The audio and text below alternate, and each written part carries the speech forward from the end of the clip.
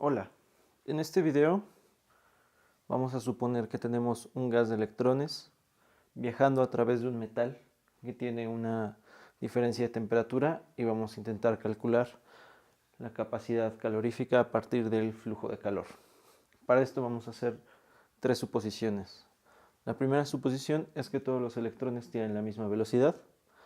La segunda suposición es que cada unidad de tiempo delta t los electrones se van a dispersar debido a las impurezas dentro del metal.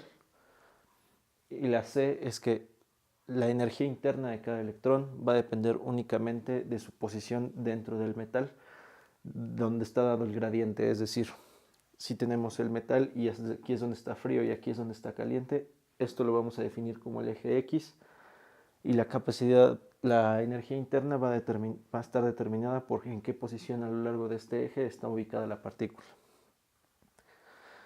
Asimismo, vamos a tomar entonces una línea horizontal que vamos a denominar X0, de manera que hacia abajo es más frío y hacia arriba es más caliente, por lo cual tenemos menos X y más X, concordando con nuestra suposición que hicimos en C.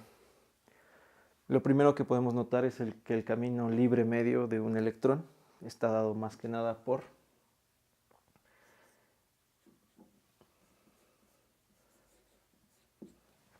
la velocidad por la unidad de tiempo antes de que se disperse, ¿no? Y eso lo vamos a denominar L. Pero como a nosotros solo nos interesa la posición en X y no tanto la longitud del camino libre medio, esto lo tenemos que proyectar sobre el eje que va vertical.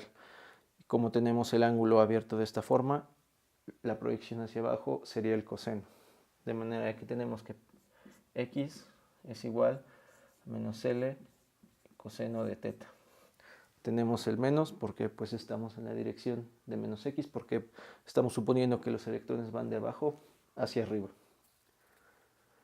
Ahora lo que queremos calcular es la probabilidad de que estos electrones pasen a través de esta superficie X0. Si suponemos la superficie de esta manera, podemos ver que si tenemos una trayectoria de un electrón que tiene un ángulo de teta, para encontrar una probabilidad no lo podemos hacer puntualmente sobre un ángulo, sino a través de un ángulo más un delta del mismo ángulo. Por lo que podemos tener unas deltas que se van a proyectar y esto nos va a generar una superficie. Ahora, este ángulo está abriendo solamente en una dirección, pero realmente todo esto puede rotar, por lo cual aquí nos estará generando una especie de círculo o de área circular. Sin embargo, podemos ver también que esto también puede estar derivado de una trayectoria más larga o de una trayectoria más corta. Para eliminar esto, lo que vamos a hacer es dividir todo lo que deduzcamos de aquí entre el ángulo sólido. Entonces, dividimos todo entre el ángulo sólido para que no nos importe desde dónde vienen los electrones al pasar por esta superficie. Después vamos a considerar el ángulo que gira, no tanto la variación en delta teta, sino todo el ángulo que gira. Eso lo hacemos considerando la integral de 0 a 2pi de un cierto ángulo phi. Y ahora vamos a considerar, como estamos considerando simplemente la proyección que está haciendo a partir de un ángulo hacia la horizontal, tenemos que considerar, a diferencia acá que consideramos el coseno, vamos a tener que considerar el seno. Entonces todo esto lo multiplicamos por seno de teta de teta. Claramente podemos ver que esta parte de acá es 2pi y sabemos que el ángulo sólido en general es 4pi. Se va a ir esto con esto y esto va a ser un medio. Entonces la probabilidad de que un electrón con estas características esté en un recorrido entre teta y delta teta va a ser nada más y nada menos que un medio de seno de teta para cualquier ángulo teta más su correspondiente apertura, ¿no?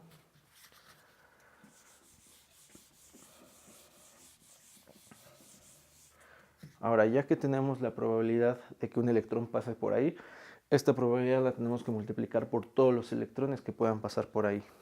Si definimos la densidad de electrones como n, tenemos que ver todos los electrones con esta densidad de electrones que estén exactamente pasando por esta x, ¿no? Que es L coseno de teta. Entonces esto lo multiplicamos por L coseno de teta. Pero como vamos a querer un flujo, lo tenemos que hacer a través del tiempo, por lo cual lo vamos a dividir entre t, por unidad de tiempo, o más bien una delta t. Pero ya vimos que L entre delta t, que es esto pasándolo para acá, no es más que la velocidad. Entonces esto lo podemos escribir simplemente así. Entonces aquí ya tenemos la cantidad de electrones por unidad de tiempo que van a pasar a través de esta superficie y la probabilidad de que esos electrones pasen a través de esta superficie. Finalmente tenemos que considerar la energía con la que van a pasar cada uno de los electrones cuando lleguen a esa superficie. Sin embargo, aquí nosotros ya vimos que x es igual a menos L coseno y ya vimos que la energía interna está determinada por x, entonces U de x no va a ser más que U de menos L coseno de teta. Como no tenemos una manera explícita de escribir U, vamos a hacer un desarrollo en Taylor a primer orden alrededor del 0. Entonces vamos a tener U0 menos L coseno de teta por la derivada de U respecto de x. Si ahora suponemos que los electrones partieron con una energía nula o con una energía respecto a la energía máxima nula, entonces podemos suponer que esto es simplemente 0, por lo cual U de x, que va a ser la energía interna al pasar por x, va a estar determinada por esta expresión. Entonces finalmente podemos simplemente escribir el flujo como la integral de 0 a pi de el flujo de electrones por unidad de tiempo multiplicado por la probabilidad de que pasen por esa área, y esto a su vez multiplicado por la energía que va a llevar cada electrón debido a esa posición.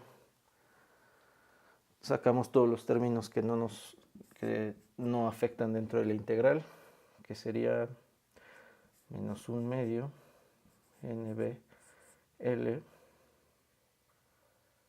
la integral de 0 a pi de coseno cuadrado de teta, seno de teta, de teta.